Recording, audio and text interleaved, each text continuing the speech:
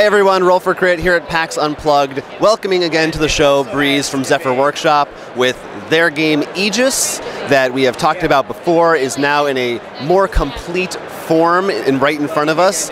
Please tell us, get a little summary for people who don't know what the game is about and what's changed, what's new, what's special since we last saw it.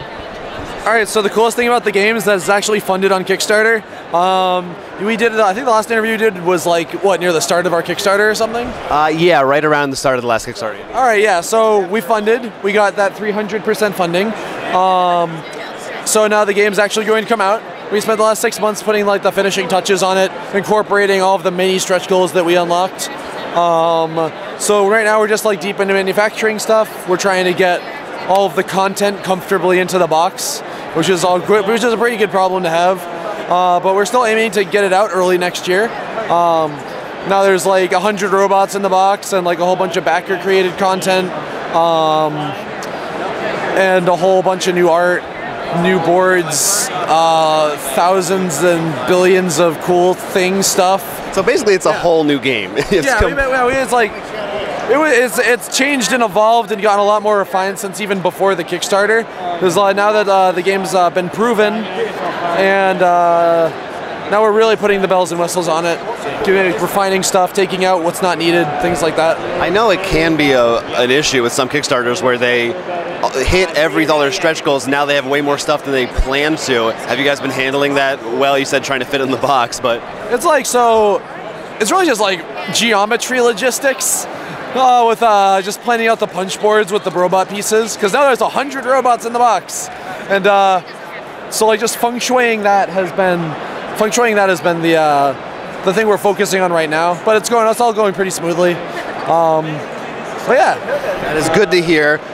We've got it set up in front of us. You want to take us through like maybe just a quick round or a little demonstration of what the gameplay is like? Yeah, sure. So, going over from before, the game is Aegis. It's a combining robot game. It's a little 35-minute skirmish game, but now it can go 2 to 6 players, and you can build a team of 5 robots. So it's always 5 robots versus 5 robots. One for each letter, right? No, you can do, actually you can use any robots on your team, but there are 5 different kinds of robots: assault, evasive, guard, intel, and support. And it spells Aegis. The robots are all color-coded. There it is. Yeah. So the robots are all color-coded. They all good and bad different things. Like I said, 100 robots in the box, so there's a million different team combinations that you can make. The main mechanic is that each robot has a card and it tells you everything about what it does, and a piece that you move around the board. You can... the 5 robots that you choose share energy with each other. So at the start of every turn, they all pool together like this pool of action points. And then every space you move costs a point from that, and every die you roll costs a point from that. So say if I use these 5 robots right here, I would add up the green dots on the top right of the card, and this team would have around 19 energy. And I'll use this guy right here to keep track of it. Now, let's say if I were to take my first turn, I would go look how far the robots can move, which is the top number. So I could be like, go 1, 2, 3, 4. And then I would go 1, 2, 3, 4 on the energy tracker. So I don't have enough energy to move and attack with all of my robots every turn. So I have to choose which stuff to do that's relevant for me to do.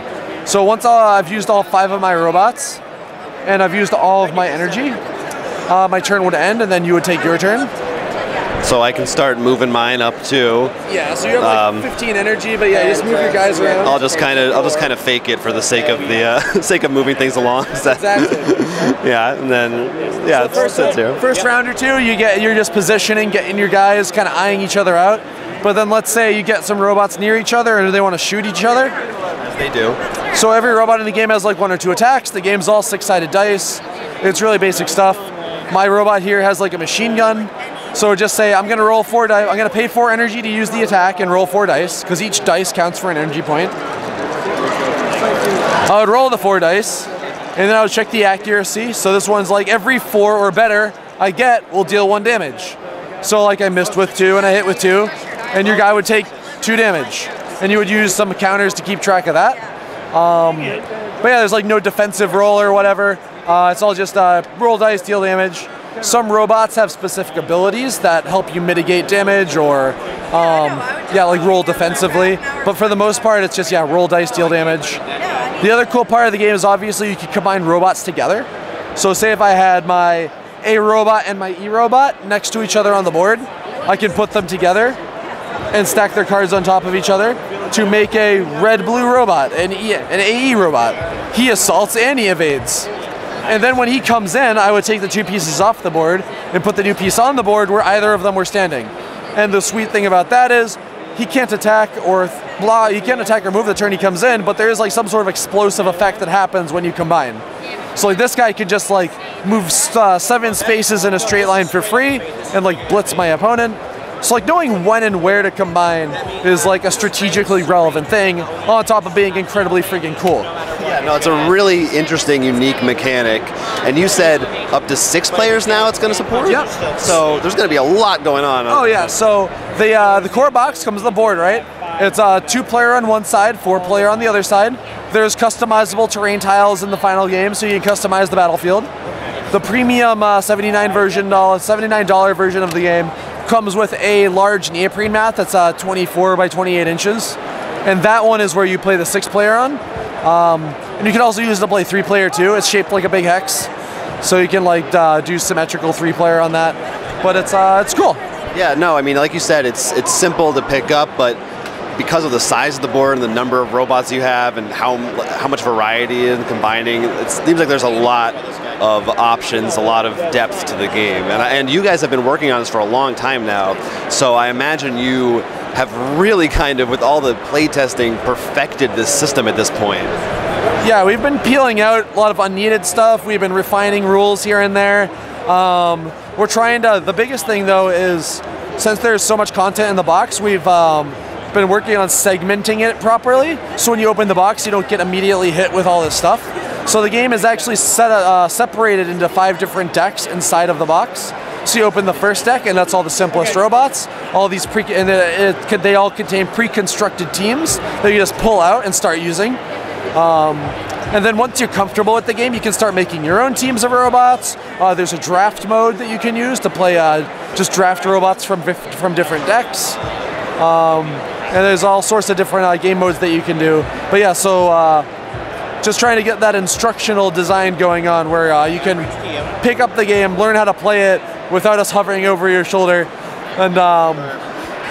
And then once you play through a game or two, you really get the hang of it. And then you can start experimenting with other things. It's always appreciated to have sort of a tutorial mode of some sort getting into a game. You're not too overwhelmed. And you said you're aiming to get it out to the public sometime next year, like mass release, Kickstarter backers. How's that? So our target actual selling date is what we want to do is we want to sell it at PAX East. We will try our best to meet that goal. We'll see how production goes and manufacturing goes. We'll be building the game physically back and forth over the next few weeks to see if we can make that happen. We said we would ship the game in January. We will officially ship the game when it is done, which means actually just somewhere in the Q1 window. We're going to get the game done as fast as we can. January is still technically feasible, but we're going to make sure the game's good. I don't think I've ever backed a Kickstarter that came out the actual month they thought it would. So within that close of a date sounds pretty good to me. So yeah, we're not going to have no year-long delays, but the game's actually pretty close to done right now. So we just need to get all the physical components and stuff working really well. Do some last little graphic design things, and yeah, we're good. Definitely looking forward to this one. You guys have been at PAX Unplugged. I'm sure demoing it a lot. That's all been going well. I think it's been a success, the first ever PAX Unplugged. Yeah, I love this convention. I think it was a really great idea to hold it. There should be more large-scale board game conventions that aren't just Gen Con. So we've had a good time here. As usual, PAX, we've had full demos the whole weekend. A lot of people have played it, gotten a lot of interest. Good stuff. That's awesome.